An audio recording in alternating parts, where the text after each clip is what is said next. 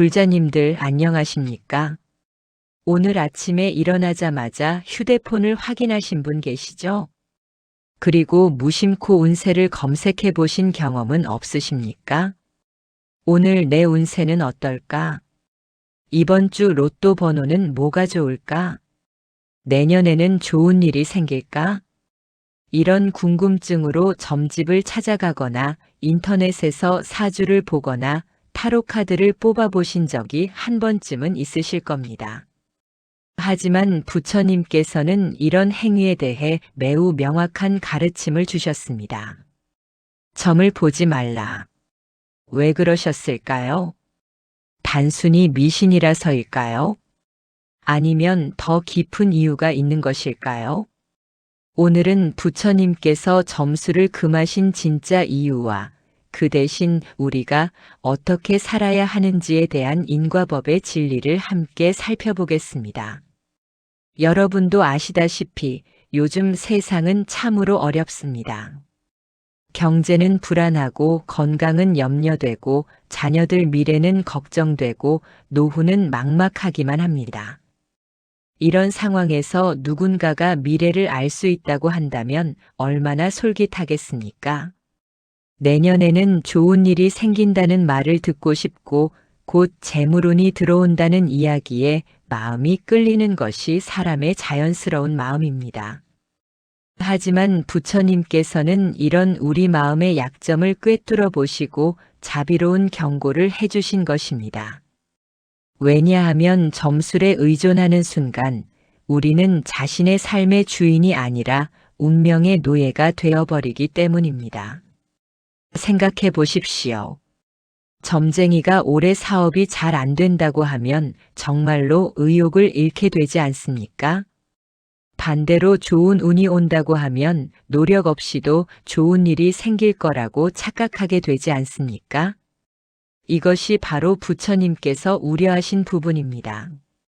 점술은 우리의 주체성을 빼앗아가고 수동적인 삶을 살게 만듭니다. 더 심각한 것은 점술에 중독되면 끊임없이 의존하게 된다는 것입니다. 한 번 점을 보면 또 보고 싶어집니다. 왜냐하면 미래에 대한 불안은 점을 본다고 해서 사라지지 않기 때문입니다. 오히려 더 궁금해지고 더 의존하게 됩니다. 이런 악순환이 계속되면 결국 자신의 판단력을 잃게 되고 다른 사람의 말에 휘둘리는 삶을 살게 됩니다. 부처님께서는 이 모든 것을 내다보시고 우리에게 더 근본적인 해결책을 제시해 주셨습니다. 그것이 바로 인과법입니다. 오늘 여러분과 함께 나눌 4가지 가르침은 이렇습니다. 첫 번째로 왜 점술이 우리의 마음을 어둡게 만드는지 그 원리를 알아보겠습니다. 두 번째로 인과법이란 무엇이며 어떻게 우리 삶에 적용되는지 살펴보겠습니다. 세 번째로 업과 과보의 진실을 통해 진정한 운명 개척법을 배우겠습니다. 네 번째로 점술 대신 우리가 실천해야 할 구체적인 수행법을 함께 나누겠습니다. 이 4가지 가르침을 통해 여러분은 더 이상 불확실한 미래 때문에 불안해하지 않고 현재를 충실히 살아가는 지혜를 얻으시게 될 것입니다. 그리고 진정한 의미에서 자신의 운명을 개척하는 방법을 깨달으시게 될 것입니다. 잠시 생각해 보십시오. 여러분이 마지막으로 점을 본 것이 언제였습니까? 그때 어떤 기분이셨나요? 궁금함과 기대감 그리고 동시에 불안함이 섞여 있지 않았습니까? 그리고 그 결과를 듣고 나서는 어떠셨나요? 좋은 말을 들었다면 기뻤지만 나쁜 말을 들었다면 며칠 동안 마음이 무거웠을 것입니다. 이것이 바로 점술의 문제점입니다. 우리의 마음을 희로애락으로 흔들어 놓을 뿐 근본적인 평안을 주지 못합니다. 부처님께서는 이런 마음의 동요를 마음의 병이라고 하셨습니다. 우리가 진정으로 필요한 것은 외부의 예언이 아니라 내면의 지혜입니다. 미래를 점치는 능력이 아니라 현재를 올바르게 살아가는 능력입니다. 그래서 부처님께서는 점수를 금하시고 대신 인과법을 가르쳐 주신 것입니다. 인과법은 단순히 착한 일을 하면 복을 받는다는 차원을 넘어서는 깊은 진리입니다.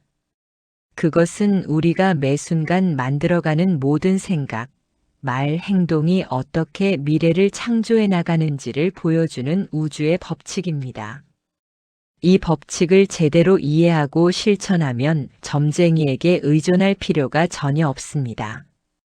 왜냐하면 자신의 미래를 스스로 만들어갈 수 있기 때문입니다. 오늘 이 시간이 여러분의 삶의 진정한 전환점이 되기를 간절히 바라며 지금부터 부처님의 깊은 가르침 속으로 함께 들어가 보겠습니다. 첫 번째로 점술이 우리 마음에 미치는 해로움에 대해 자세히 살펴보겠습니다. 부처님께서는 디가니까야에서 이렇게 말씀하셨습니다. 비구는 점성술, 예언, 꿈의 몽, 관상, 손금, 귀신 들림 등으로 생계를 삼지 않는다. 이런 것들은 올바른 생활이 아니다. 왜 부처님께서 이렇게 엄격하게 금지하셨을까요? 그 이유를 깊이 들여다보면 점술이 우리 마음에 미치는 세 가지 치명적인 해악을 발견할 수 있습니다. 첫째, 점술은 우리의 주체성을 파괴합니다. 여러분 중에 이런 경험 있으신 분 계시죠? 점쟁이가 이번 달에는 중요한 결정을 내리지 말라고 해서 좋은 기회가 와도 미루고 필요한 일도 미루게 된 경험 말입니다. 또는 동쪽으로 가면 좋지 않다는 말에 정말 필요한 일이 있어도 방향을 바꾸게 된 경험도 있으실 것입니다. 이런 순간들을 돌이켜보면 여러분은 자신의 판단보다 점쟁이의 말을 더 신뢰하게 됩니다. 그런데 생각해 보십시오. 여러분이 살아온 수십 년의 경험과 지혜가 몇 분 만에 만난 점쟁이의 말보다 못할까요? 여러분이 직접 부딪히고 경험한 현실의 상황들이 추상적인 점괘보다 덜 정확할까요? 절대 그렇지 않습니다. 하지만 점술에 의존하는 순간 우리는 자신의 내면의 소리를 듣지 못하게 됩니다. 부처님께서 가르쳐 주신 정념과 지혜보다 외부의 신비한 예언을 더 믿게 됩니다. 실제로 제가 만난 불자님들 중에 이런 분이 계셨습니다. 사업을 하시는 분이었는데 중요한 계약을 앞두고 점을 보러 갔다고 합니다. 점쟁이가 이달 말까지는 큰 거래를 하지 말라고 했다는 거죠. 그래서 정말 좋은 조건의 계약을 포기했다고 합니다. 그런데 그 계약은 경쟁업체가 가져갔고 그 후로 그 업체는 크게 성장했다고 합니다. 나중에 그분이 후회하면서 하신 말씀이 기억에 남습니다. 스님, 제가 30년 사업을 해오면서 쌓은 경험과 직감으로는 분명히 좋은 거래였는데 점쟁이 말 한마디에 놓쳐버렸습니다. 제 자신을 믿지 못한 것이 가장 큰 실수였습니다. 이것이 바로 점술이 주체성을 파괴하는 대표적인 사례입니다. 둘째, 점술은 현재에 집중하지 못하게 만듭니다. 부처님께서는 항상 지금 이 순간에 깨어있으라고 가르치셨습니다. 사티파타나 수타에서 현재의 몸, 현재의 느낌, 현재의 마음, 현재의 법에 주의를 기울이라고 하셨죠. 그런데 점술에 빠진 사람은 항상 미래만 생각합니다. 내일은 어떨까? 다음 주는 어떨까? 내년에는 어떨까? 이런 생각에 사로잡혀서 정작 중요한 현재를 놓쳐버립니다. 예를 들어 오늘 가족과 함께 저녁을 먹으면서도 내일 무슨 일이 생길까? 걱정하고 지금 열심히 일해야 할 시간에도 이 일이 성공할까? 궁금해합니다. 이런 마음 상태로는 어떤 일에도 완전히 집중할 수 없습니다. 그러니 당연히 좋은 결과가 나올 수 없겠죠. 부처님께서는 법구경에서 이렇게 말씀하셨습니다. 현재에 머물러라. 과거는 이미 지나갔고 미래는 아직 오지 않았다. 현재의 순간을 분명히 보라. 점술에 의존하는 것은 이 가르침의 정반대입니다. 현재를 외면하고 미래에만 매달리는 것이죠. 셋째, 점술은 무명과 집착을 증가시킵니다. 무명이란 사성제와 팔정도를 모르는 것, 즉 진리를 모르는 어리석음입니다. 점술은 이런 무명을 더욱 깊게 만듭니다. 왜냐하면 운명이 정해져 있다고 믿게 만들기 때문입니다. 내 팔자가 원래 이렇다. 타고난 운명을 어떻게 바꾸겠나. 이런 생각에 빠지면 자신을 변화시키려는 노력을 포기하게 됩니다. 하지만 부처님께서는 분명히 말씀하셨습니다. 모든 존재는 변화할 수 있다. 깨달음은 누구에게나 가능하다. 점술적 사고는 이런 희망의 메시지를 차단합니다. 또한 점술은 집착을 증가시킵니다. 좋은 점괘를 들으면 그것에 집착하고 나쁜 점괘를 들으면 그것을 피하려고 집착합니다. 어떤 경우든 마음이 자유롭지 못합니다. 예를 들어 올해 재물운이 좋다는 말을 들으면 그 말에 집착해서 무리한 투자를 하거나 도박을 하는 경우가 생깁니다. 반대로 올해 건강이 안 좋다는 말을 들으면 그 말에 집착해서 지나치게 걱정하고 두려워하며 실제로 몸이 아파지는 경우도 있습니다. 이 모든 것이 집착에서 비롯된 고통입니다. 부처님께서는 중화함경에서 이렇게 가르쳐 주셨습니다. 집착이 있는 곳에 고통이 있고 집착이 없는 곳에 평안이 있다. 그렇다면 우리는 어떻게 이런 점술의 유혹에서 벗어날 수 있을까요? 첫째, 점술이 주는 일시적 안도감이 진짜 해결책이 아님을 명확히 인식해야 합니다. 점을 보고 좋은 말을 들으면 기분이 좋아지지만 그것은 마치 진통제와 같습니다. 일시적으로 아픔을 덜어줄 뿐 근본적인 치유는 되지 않습니다. 오히려 계속 의존하게 만들어서 더 큰 문제를 일으킵니다. 둘째, 미래에 대한 걱정과 불안을 건전한 방법으로 해소해야 합니다. 그 방법이 바로 현재의 선행과 수행입니다. 미래가 걱정된다면 지금 당장 할 수 있는 좋은 일을 하십시오. 부모님께 안부를 여쭙고 이웃에게 따뜻한 말 한마디 건네고 어려운 사람을 도우십시오. 이런 선행들이 쌓이면 자연스럽게 좋은 미래가 만들어집니다. 셋째, 부처님께서 가르쳐 주신 인과법을 깊이 공부하고 실천해야 합니다. 인과법을 이해하면 점술이 얼마나 허망한 것인지 분명히 알게 됩니다. 그리고 자신의 운명을 스스로 개척할 수 있다는 자신감을 얻게 됩니다. 한 가지 실천법을 제안하고 싶습니다. 앞으로 점술에 대한 유혹이 생길 때마다 이렇게 자문해 보십시오. 지금 내가 점을 보고 싶어 하는 진짜 이유는 무엇일까? 내가 정말로 알고 싶은 것은 무엇일까? 이 문제를 해결하기 위해 지금 당장 할 수 있는 일은 무엇일까? 이렇게 질문하다 보면 점술이 아닌 다른 방법으로 문제를 해결할 수 있음을 깨닫게 됩니다. 그리고 그런 실질적인 해결 방법이 훨씬 더 효과적이고 지속적임을 알게 됩니다. 두 번째로 진정한 미래 예측법인 인과법에 대해 자세히 알아보겠습니다. 부처님께서는 상응부 니까야에서 이렇게 말씀하셨습니다. 이것이 있으므로 저것이 있고 이것이 생김으로 저것이 생긴다. 이것이 없으므로 저것이 없고 이것이 멸함으로 저것이 멸한다. 이것이 바로 연기법, 즉 인과법의 핵심입니다. 점술과 인과법의 결정적인 차이점을 아시겠습니까? 점술은 이미 정해진 운명을 알아내는 것이라고 주장합니다. 하지만 인과법은 원인을 만들면 결과가 따라온다고 가르칩니다. 점술은 수동적이고 숙명론적이지만 인과법은 능동적이고 희망적입니다. 예를 들어 설명해 보겠습니다. 어떤 분이 사업 때문에 고민하고 계신다고 합시다. 점술적 접근법은 이렇습니다. 사주를 봐서 올해 사업운이 좋은지 나쁜지 알아보자. 운이 좋다면 시작하고 나쁘다면 포기하자.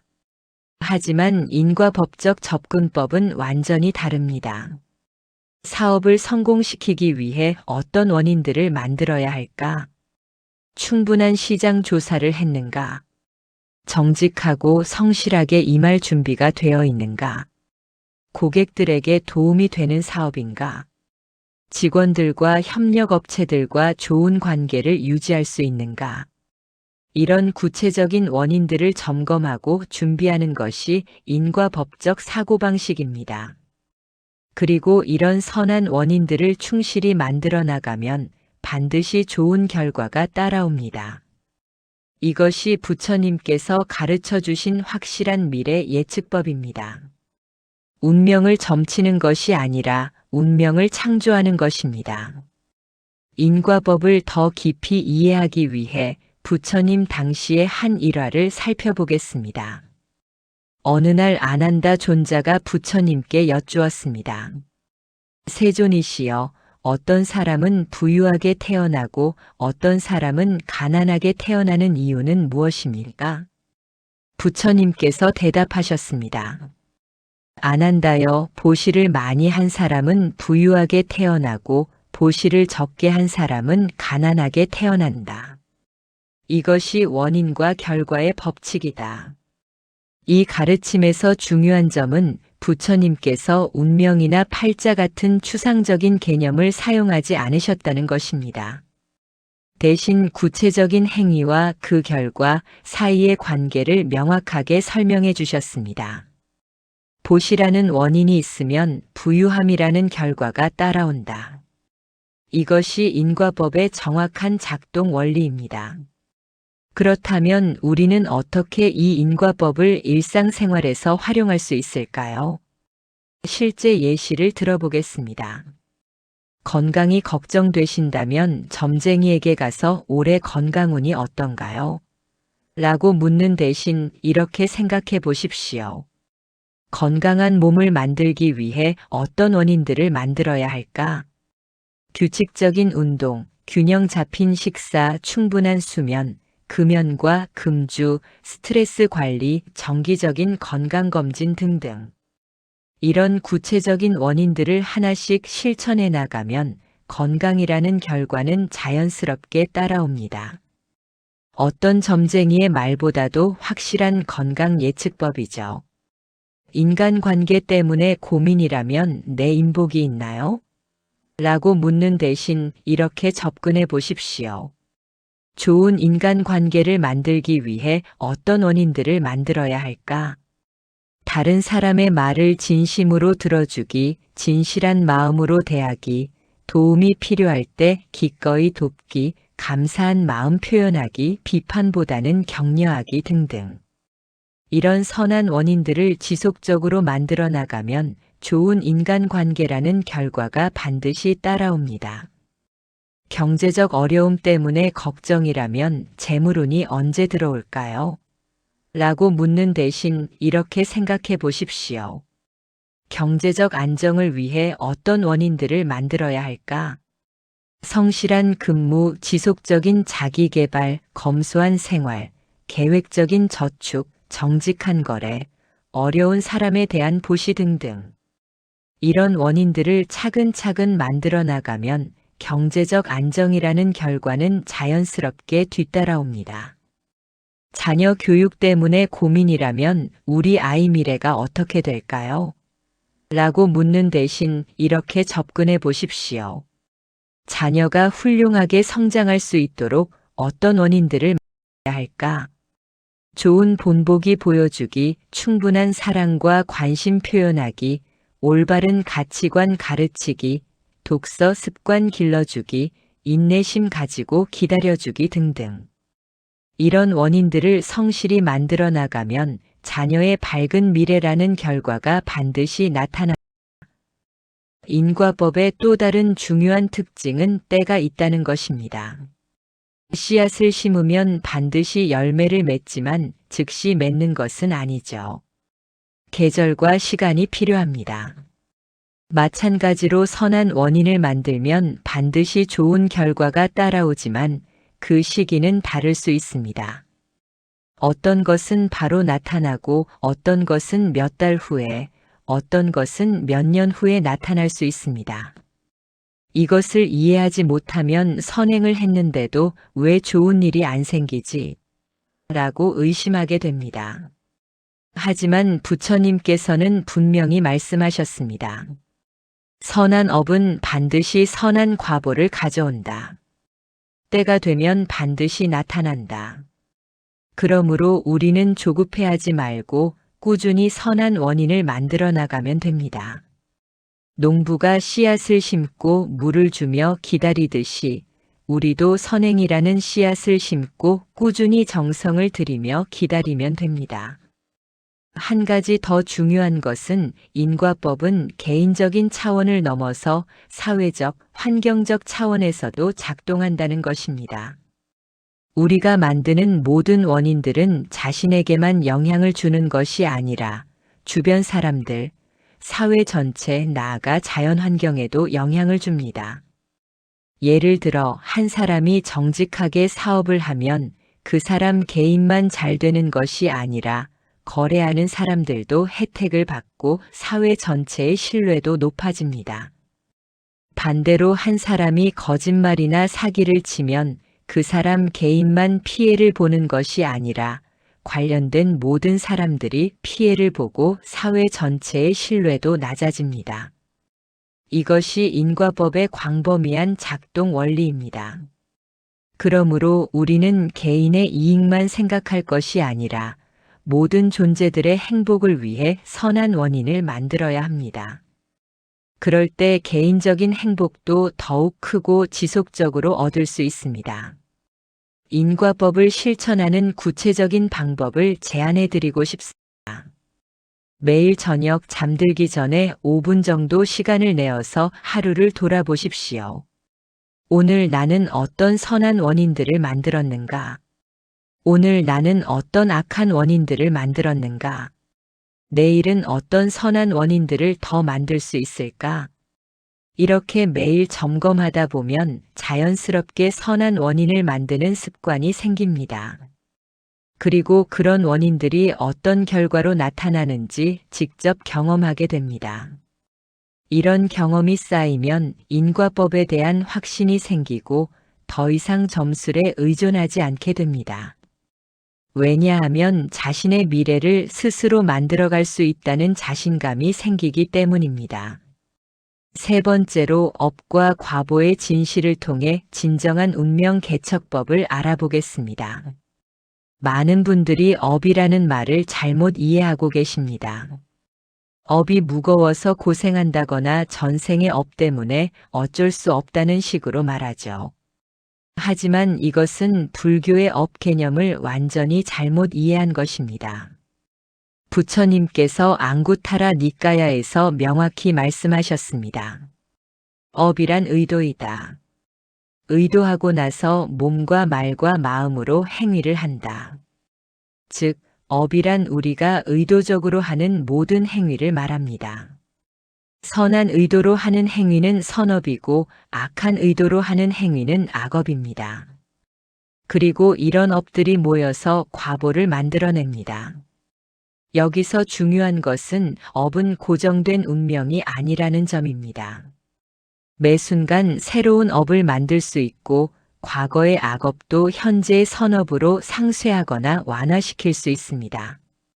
부처님께서 직접 경험하신 일화를 통해 이해해 보겠습니다.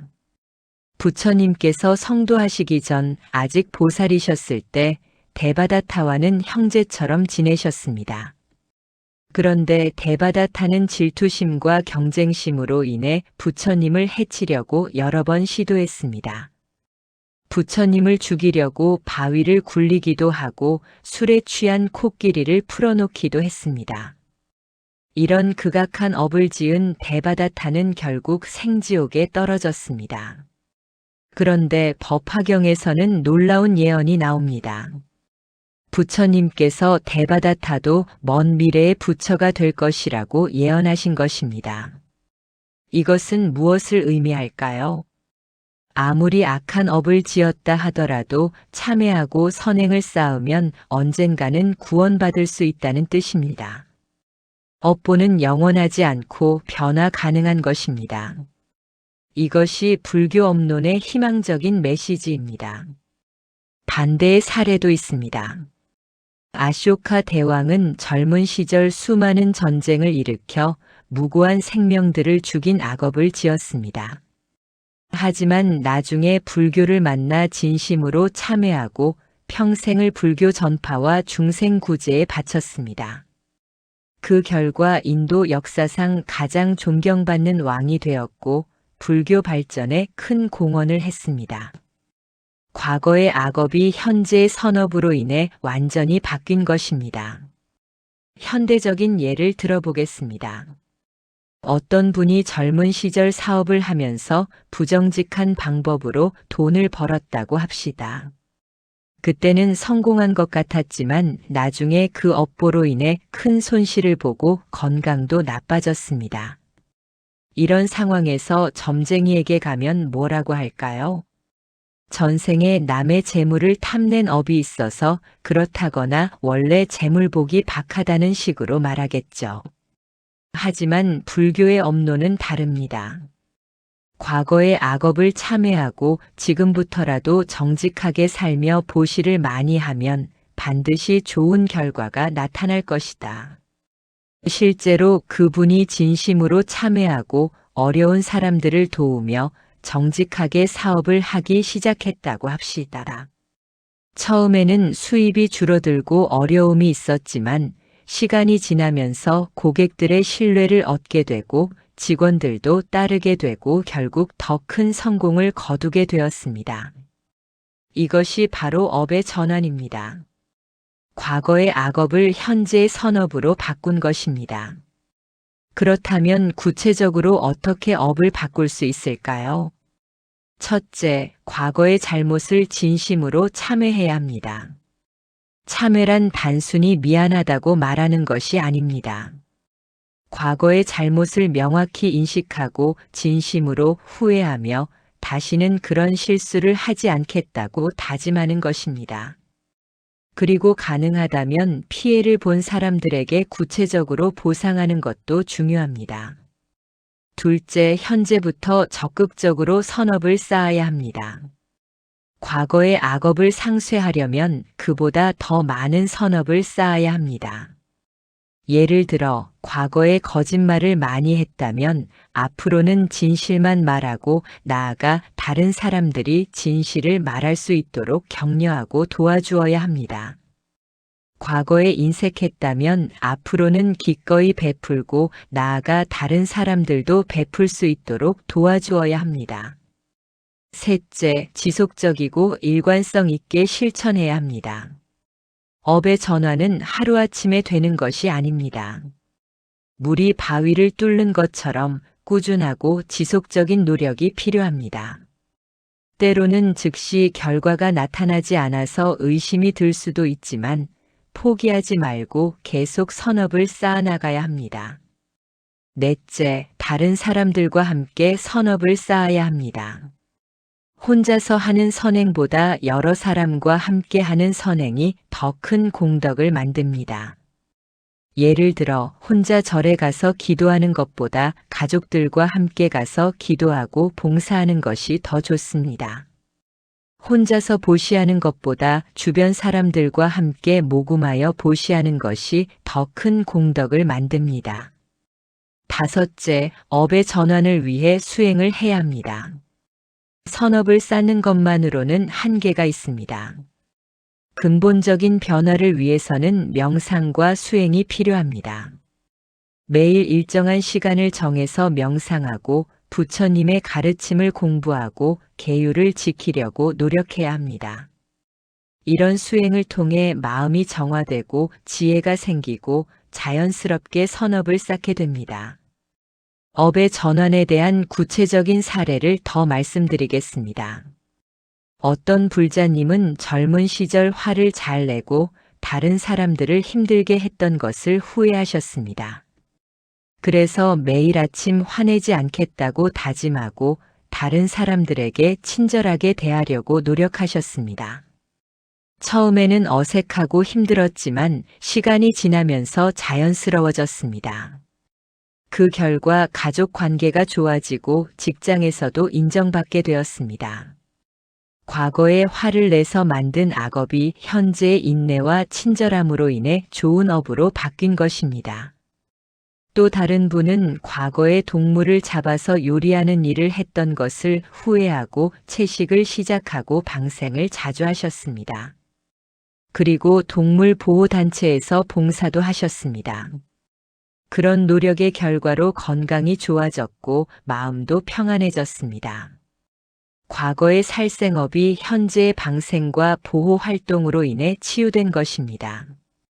업의 전환을 위한 실천법을 정리해 드리겠습니다. 매일 아침 일어나서 오늘 하루 어떤 선업을 쌓을지 계획해 보십시오. 작은 것이라도 좋습니다. 길에서 만나는 사람들에게 미소 짓기, 엘리베이터에서 다른 사람을 먼저 태워주기, 고마운 사람에게 안부 메시지 보내기 등등. 이런 작은 선업들이 모여서 큰 변화를 만들어냅니다. 그리고 매일 저녁에는 하루 동안 쌓은 선업들을 돌아보고 내일은 더 많은 선업을 쌓겠다고 다짐해 보십시오. 이런 습관이 자리 잡으면 자연스럽게 업이 전환되고 운명이 바뀌게 됩니다. 점쟁이가 말하는 팔자나 운명보다 훨씬 더 확실하고 효과적인 운명 개척법입니다. 네 번째로 점술 대신 우리가 실천해야 할 구체적인 수행법을 함께 나누겠습니다. 부처님께서는 디가니까야에서 제가 불자들이 실천해야 할 구체적인 방법들을 자세히 가르쳐 주셨습니다. 그 중에서도 미래에 대한 불안을 없애고 현재를 충실히 살아가는데 도움이 되는 5가지 실천법을 소개해 드리겠습니다. 첫째, 매일 아침 3귀의와 5개를 염송하는 습관을 기르십시오. 부처님께 귀의하며 법에 귀의하며 승가에 귀의합니다. 살생하지 않겠습니다. 훔치지 않겠습니다. 삿된 음행을 하지 않겠습니다. 거짓말하지 않겠습니다. 술을 마시지 않겠습니다. 이렇게 매일 다짐하면 하루 종일 부처님의 가르침을 기억하게 됩니다. 그러면 자연스럽게 선한 행동을 하게 되고 악한 행동은 피하게 됩니다.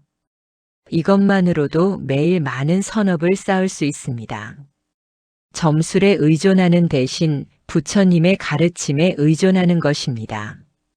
둘째, 자해명상을 매일 실천하십시오. 자해명상이란 모든 존재들의 행복을 진심으로 기원하는 명상법입니다. 내가 행복하기를 바랍니다. 내가 건강하기를 바랍니다. 내가 평안하기를 바랍니다. 내 가족들이 행복하기를 바랍니다. 내 가족들이 건강하기를 바랍니다. 내 이웃들이 행복하기를 바랍니다. 모든 생명들이 행복하기를 바랍니다. 이렇게 진심으로 기원하면 마음이 평화로워지고 자비심이 증장됩니다. 그리고 이런 자비로운 마음 자체가 강력한 선업이 됩니다. 미래에 대한 걱정과 불안이 자애심으로 바뀌면 자연스럽게 좋은 미래가 만들어집니다. 실제로 어떤 불자님은 매일 출근길에 자해명상을 하셨습니다. 지하철 안에서 주변 사람들을 보면서 저분들이 모두 행복하시기를 바랍니다라고 기원하셨죠. 그런데 신기하게도 직장에서 인간관계가 좋아지고 승진도 빨리 되었다고 하십니다. 다른 사람들의 행복을 진심으로 기원하는 마음이 결국 자신의 행복으로 돌아온 것입니다. 셋째, 매일 일정한 시간에 경전을 읽고 공부하십시오. 부처님의 가르침을 공부하면 올바른 지혜가 생깁니다. 그러면 점술 같은 미신에 현혹되지 않게 됩니다. 또한 어려운 상황에 처했을 때도 부처님의 가르침을 바탕으로 올바른 판단을 할 수 있게 됩니다. 추천하고 싶은 경전은 법구경, 수타니파타, 디가니까야 등입니다. 처음에는 어려울 수 있지만 꾸준히 읽다 보면 점점 이해가 깊어집니다. 그리고 읽은 내용을 일상생활에서 실천해 보십시오. 경전 공부가 단순한 지식이 아니라 살아있는 지혜가 되어야 합니다. 한 불자님은 매일 새벽에 30분씩 법구경을 읽는 습관을 가지셨습니다. 그런데 몇 개월 후에 큰 변화가 생겼다고 하십니다.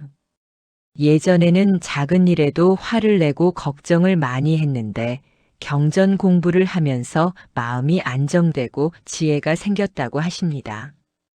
그리고 무엇보다 부처님의 가르침에 대한 확신이 생겨서 더 이상 점술에 의존하지 않게 되었다고 합니다. 넷째, 정기적으로 보시를 실천하십시오. 보시는 가장 기본적이면서도 강력한 선업입니다. 어려운 사람들을 도우면 자연스럽게 복이 쌓입니다. 그리고 베푸는 마음 자체가 마음을 정화시키고 기쁨을 가져다 줍니다. 보시는 꼭 큰 돈이나 큰 물건일 필요가 없습니다.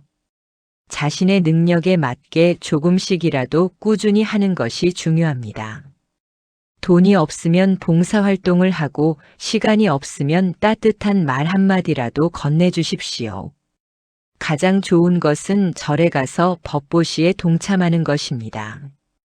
경전이나 불교 서적을 구입해서 다른 사람들에게 나누어 주거나 법회를 후원하는 것도 좋은 법보시입니다. 법보시는 물질적인 도움을 주는 것을 넘어서 사람들의 마음을 깨우쳐주는 일이기 때문에 공덕이 매우 큽니다. 어떤 분은 매달 일정 금액을 정해서 불우이웃 돕기에 기부하셨습니다. 그런데 신기하게도 그 후로 수입이 늘어나고 사업이 잘 되기 시작했다고 합니다. 베풀면 베풀수록 더 많이 돌아온다는 부처님의 가르침을 직접 체험하신 것입니다. 다섯째, 절에서 하는 법회나 수행 모임에 정기적으로 참석하십시오. 혼자서 수행하는 것보다 여러 불자님들과 함께 하는 수행이 더 큰 힘을 발휘합니다. 서로 격려하고 도와주면서 수행에 정진할 수 있기 때문입니다. 또한 스님들의 법문을 들으면서 올바른 가르침을 배울 수 있습니다. 그리고 무엇보다 같은 길을 걷는 도반들과의 만남 자체가 큰 기쁨과 힘이 됩니다. 법회에 참석할 때는 단순히 듣기만 하지 마시고 적극적으로 참여해 보십시오.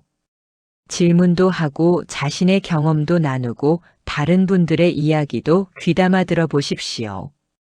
그러면 더 많은 것을 배우고 깨달을 수 있습니다. 어떤 불자님은 처음에는 법회에 가는 것이 부담스러웠다고 합니다. 하지만 몇 번 참석해 보니 마음이 평안해지고 일상생활에서도 지혜가 생겼다고 하십니다. 그리고 무엇보다 부처님의 가르침에 대한 확신이 생겨서 예전처럼 점술에 의존하지 않게 되었다고 합니다. 이 5가지 실천법을 꾸준히 하시면 반드시 변화를 경험하실 것입니다.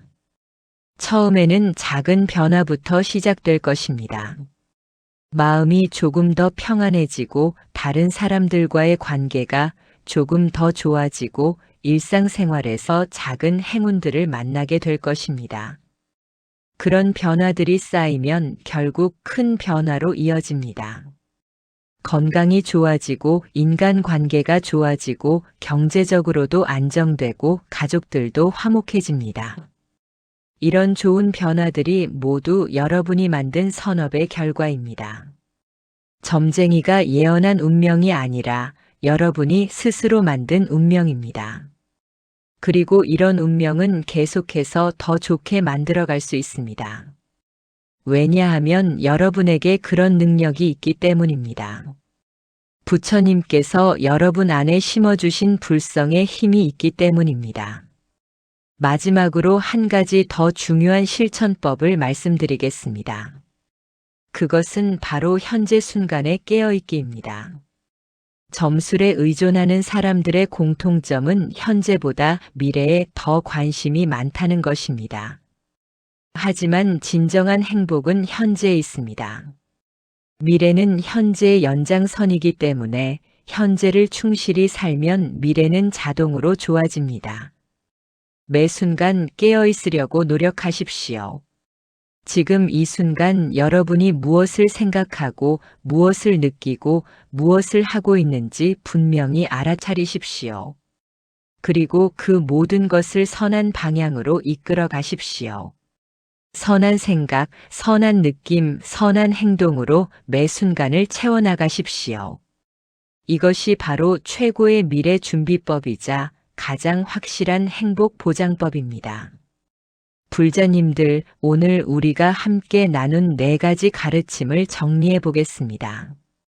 첫째, 점술은 우리의 주체성을 파괴하고 현재에 집중하지 못하게 하며 무명과 집착을 증가시키는 해로운 것임을 깨달았습니다.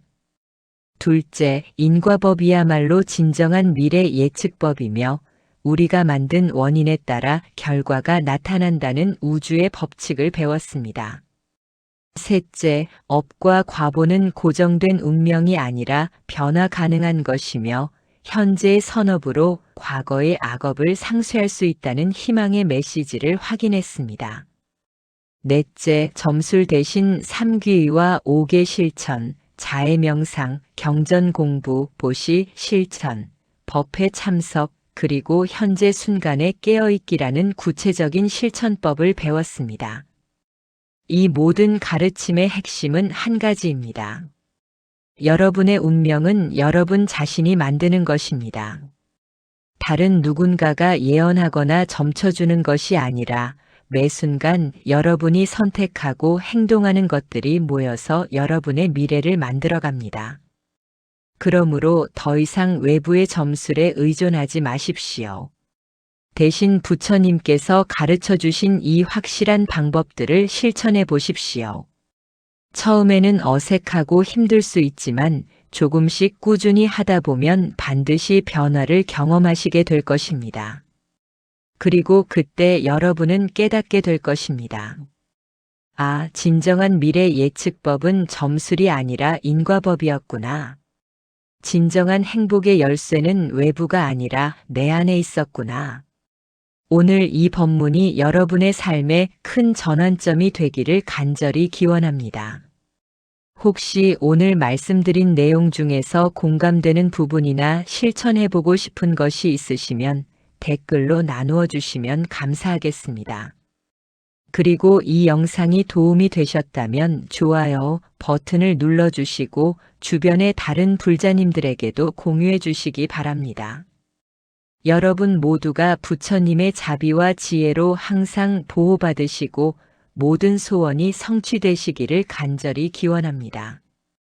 오늘 하루도 선업을 많이 쌓으시고 현재 이 순간을 충실히 살아가시기를 바랍니다. 나무아미타불 나무아미타불 나무아미타불. 고맙습니다.